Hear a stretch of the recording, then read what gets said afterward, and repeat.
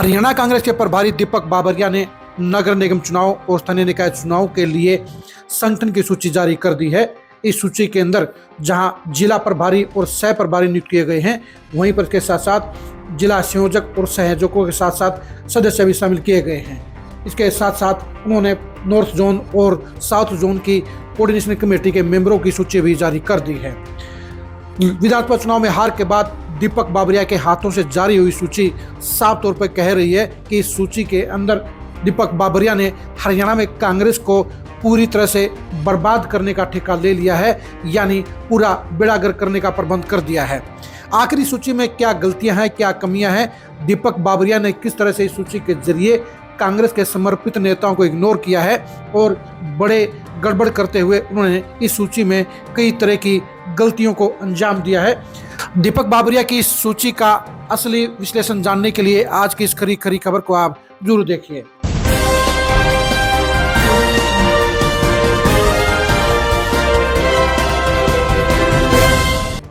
दीपक बाबरिया ने अपनी समीक्षा रिपोर्ट में कहा था कि विधानसभा चुनाव में 10 से 15 सीटों के ऊपर गलत प्रत्याशी उतारने के कारण कांग्रेस सत्ता में नहीं आ पाई, लेकिन लगता है कि दीपक बाबरिया की कथनी और करनी में बड़ा अंतर है और इसलिए उन्होंने खुद की जारी की गई नई संगठन सूची के अंदर उन्हीं गलतियों को दोहराने का काम किया है। जी हाँ, दीपक बाबरिया ने नगर निगम और स्थानीय निकाय चुनाव के लिए जो दायित्वों की सूची जारी की है, जो 3 लिस्टें जारी की हैं, उनसे साबित हो गया है कि दीपक बाबरिया ने कांग्रेस की हार से कोई सबक नहीं सीखा है, बल्कि उन्होंने इस मामले को और भी बढ़ाने का काम कर दिया है। यानी उन्होंने आंखें मूंद कर ये दायित्वों की सूची जारी करने का काम किया है। दीपक बाबरिया ने इन तीनों सूचियों के अंदर भूपेंद्र हुड्डा की मौज करने का काम किया है। सबसे बड़ी बात यह है कि दीपक बाबरिया ने खेमेबाजी को खत्म करने के बजाय एक बार फिर से भूपेंद्र हुड्डा की मनमर्जी की सूचियों को जारी किया है, क्योंकि 22 में से 19 जिला प्रभारी भूपेंद्र हुड्डा के खास नेताओं को बनाया गया है, जिनमें से 9 विधायक भी शामिल हैं, जबकि कुमारी शैलजा को सिर्फ 2 प्रभारी मिले हैं और सिर्फ 1 विधायक अकरम खान को ही जिला प्रभारी बनाया गया है। इसी तरह संयोजकों और सह संयोजकों की सूची में भी दीपक बाबरिया ने भूपेंद्र हुड्डा और दीपेंद्र हुड्डा की पसंद के चेहरों को ही बड़े पद देने का काम किया है। यानी दीपक बाबरिया कहते कुछ और हैं, करते कुछ और हैं। लेकिन सबसे बड़ी बात यह है कि दीपक बाबरिया ने जिस हिसाब से ये सूची बनाई है, उसे साफ तौर पर नजर आता है कि ये सूची उन्होंने अपनी मर्जी से और पूरे विश्लेषण से नहीं बनाई, बल्कि तारा और सितारा के कहने से ही ये सूची बनाई गई है। क्योंकि सूची के अंदर उन निष्कासित नेताओं को भी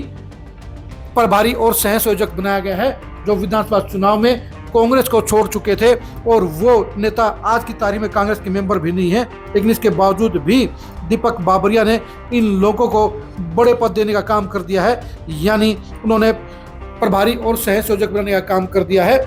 पुंडरी से कांग्रेस छोड़कर चुनाव लड़ने वाले सतबीर भाणा ने तो दीपक बाबरिया का उपहास उड़ाते हुए कहा है कि सर्वजात है कि पिछले विधानसभा चुनाव के समय में मैं कांग्रेस पार्टी की अपनी सभी जिम्मेदारियों से इस्तीफा देकर पद मुक्त हो गया था। इसके बावजूद मुझे कांग्रेस पार्टी की जिला कार्यकारिणी का सह संयोजक बनाया जाना हास्यास्पद है। मैं एक बार पुनः स्पष्ट करना चाहता हूं कि कुछ मतभेदों के कारण मैं अब कांग्रेस पार्टी का हिस्सा नहीं हूं। प्रभारी दीपक बाबरिया जी से निवेदन है कि मुझे इस पद से मुक्त किया जाए। यानी कांग्रेस के इतिहास में पहली बार ऐसा है कि जो नेता कांग्रेस में है ही नहीं, उसे प्रभारी का पद दे दिया गया है। इसी तरह से सतविंद्र राणा ने भी कलायत सीट से निर्दलीय प्रत्याशी के तौर पर चुनाव लड़ा था। उनको भी 6 साल के लिए निष्कासित किया जा चुका है, लेकिन इसके बावजूद उन्हें भी सह संयोजक बनाया गया है।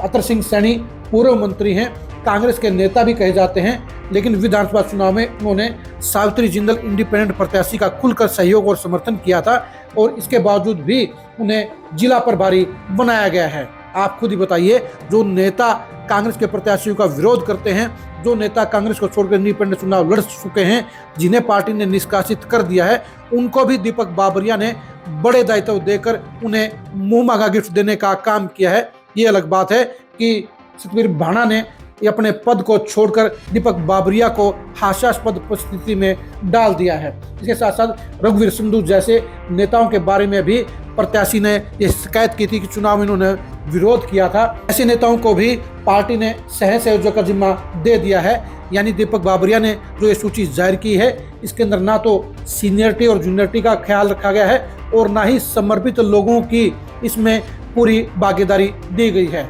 इसके अलावा खास बात यह भी है कि इन सूचियों के अंदर लगभग 1.5 दर्जन नेता ऐसे भी हैं जिन्हें 2-2 जिम्मेदारियां दी गई हैं, यानी उन्हें जहां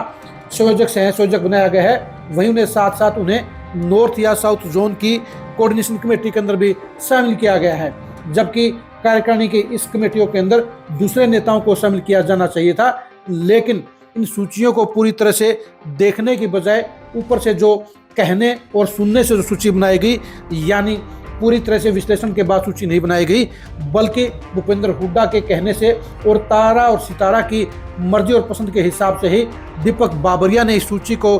पूरा अंजाम दिया। उनके कहने से सूची बनाई और इसलिए सूची के अंदर कई तरह की गड़बड़ियां हैं। आप खुद ही बताइए, जब किसी पार्टी के प्रदेश प्रभारी इतनी बड़ी बड़ी गड़बड़ियां करेंगे, पार्टी से निष्कासित किए जा चुके नेताओं को संगठन में बड़ी जिम्मेदारियां देंगे, पार्टी के समर्पित 100 से ज़्यादा नेताओं को जगह नहीं देंगे और उनकी जगह 100 से ज़्यादा चटुकार नेताओं को जिम्मेदारियां देंगे, तो ऐसे में हरियाणा में कांग्रेस पार्टी कैसे वापसी कर सकती है। कहने को ये सूची इस आधार पर बनाई गई है कि नगर निगम और स्थानीय निकाय चुनाव में इनके जरिए पार्टी चुनाव लड़ेगी, लेकिन ये सूची इस बात को साफ तौर पर बयान कर रही है कि इस सूची को बनाने में ना तो मेरिट का ध्यान रखा गया, ना समर्पण का ध्यान रखा गया, ना खेमेबाजी का ध्यान रखा गया, बल्कि दीपक बाबरिया ने आंखें मूंद कर इस सूची को बनाया है। और यही वजह है कि इस सूची के अंदर जहां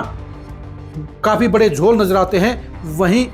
प्रभारी दीपक बाबरिया सोच और नीयत के ऊपर भी सवालिया निशान खड़े करने का काम ये सूची करती है। अब आप खुद ही बताइए कि जो दीपक बाबरिया नैतिकता की दुहाई देते थे, जो दीपक बाबरिया मेरिट की बात करते थे,